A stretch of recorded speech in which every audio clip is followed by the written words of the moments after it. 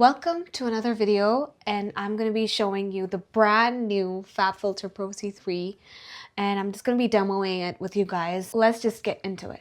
I have PRO C3 open and I have it on a synth pad.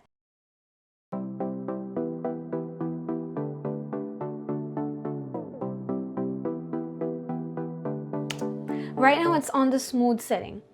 So the default one was at clean, and I had set it to smooth. Smooth is, as the word suggests, it is a smooth sounding compressor on your track.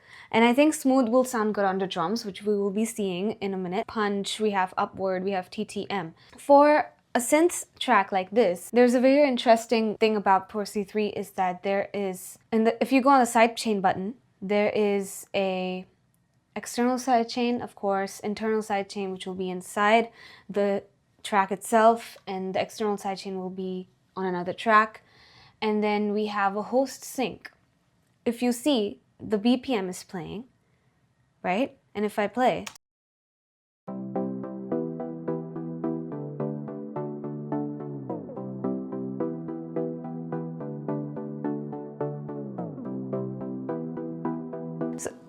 so as you saw that, it is basically the BPM which is playing, and it is ducking down the synth, which is giving it a groove. And it's so interesting that I love the way this option is there in this compressor. If I play it again, I can change the note levels. This is just the half note. It is playing in 8 notes. That means it's going to duck everything, which is it's not what we want to do, but 1/4 note is good. It's like, right? Just like we do on a kick and bass. So that is something which is really interesting about this, and we can just leave it for now. But this is a great option to be used in PRO C3, which I loved. This is on the upward setting. So the quieter parts, which are like the strumming parts, that's getting attacked over here. So if you see,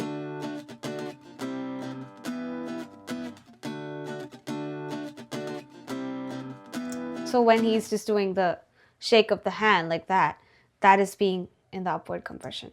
And if I go to TTM, TTM can be used as a parallel compression where it's to the max. TTM means to the max, where it's a very high compression.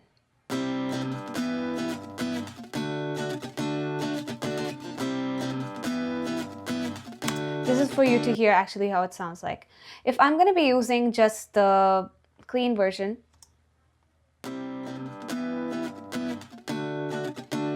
and I'll show you one more thing. Just below this button, there is a character button which has saturation inside the compressor. So if there is a tube compressor, which is, if I would be increasing the drive, I'm going to show you what it's actually doing.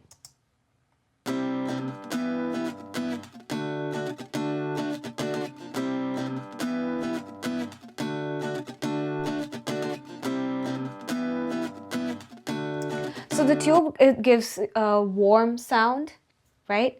The diode setting would give you a crunchy sound.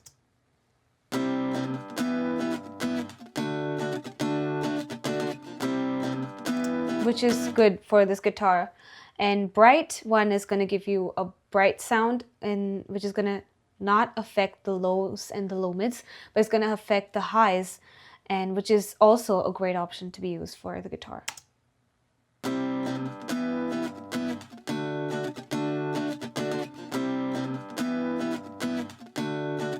Before, after.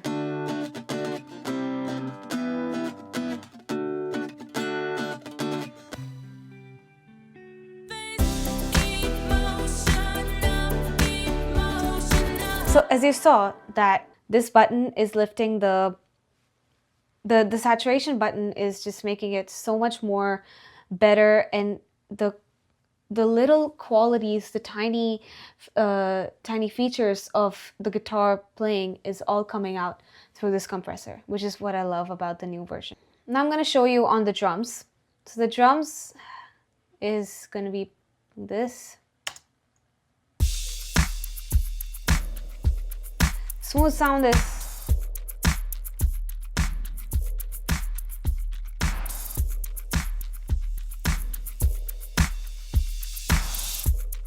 so as you can see, the more I'm pushing it, you can hear the smooth version of this plugin.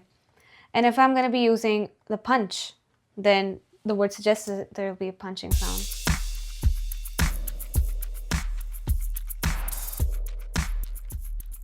The way it's squashing it.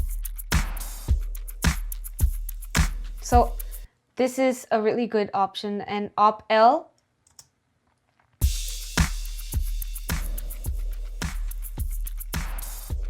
seems to be pushing through the lows, the low mids a lot, this type of it. These two versions, Op L and Very Moo, these two are the analog versions which give that kind of sound. So if you want to use the Op L, as it says vintage, it means it's an analog sound. So you can use Op L, whatever you like according to your taste, or Very Moo. It's all depending on your song, right?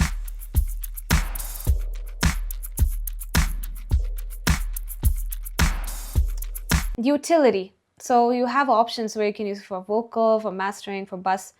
Let's say for bus, because this is on the drum bus.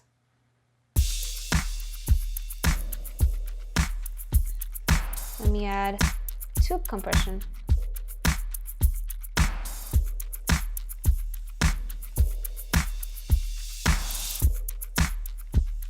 You can also do pre, whatever sounds good. I think post is giving more punch to it than the pre. If you think that the pre is working better for you, then you should definitely go for it. Pre is going to be good. Instruments like guitar, synths, these two are good for pre, but you can always use the others as well. A few special things about this plugin is, which is auto gain. If I'm going to be playing this guitar, so on a guitar, I play it.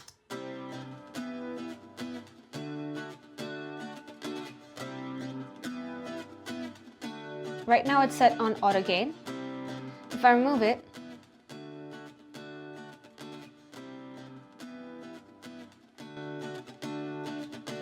it's automatically increasing the gain and detecting however it is from the track and the waveforms. There's auto release as well.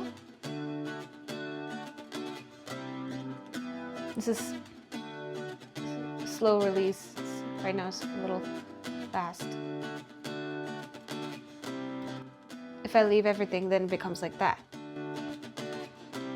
And it's according to the track. If the track is like this guitar, it can be auto gain. We can use auto gain on this, we can use auto release on this, but if you want to be very specific, then you can always just remove it. And another great feature about this is oversampling up to 32 times, which is very CPU intensive, and it's going to take up a lot of CPU power. But if you have a very powerful CPU like the latest Mac, if you have the latest Mac, then you can definitely use it. And this is when you want very precise clarity in your mixes while you're mixing as well, right? So that is what is one more thing. And you also have a Dolby Atmos setup, which you can do with this. There is mid-side, and you have these options here. And you can also set up Dolby Atmos with this compressor, which means you can use it in certain directions as well. This supports the spatial sound. You can use this in immersive audio. You can use this in filmmaking. Get this plugin right now. I upgraded mine, and you should definitely upgrade yours. If you have the Pro C2, then go for the Pro C3 and do try all this stuff. It's just amazing. And also there is a very special discount which you can get if you would enter the coupon code, which is right down in the link description below. And you can click the link and get your Plugin Boutique plugin for just $1. So if you go down and press the link, it'll take you there, and do get this FabFilter PRO C3 if you really want to work with a lot of variations and options. Then go for it, and I will see you in the next video.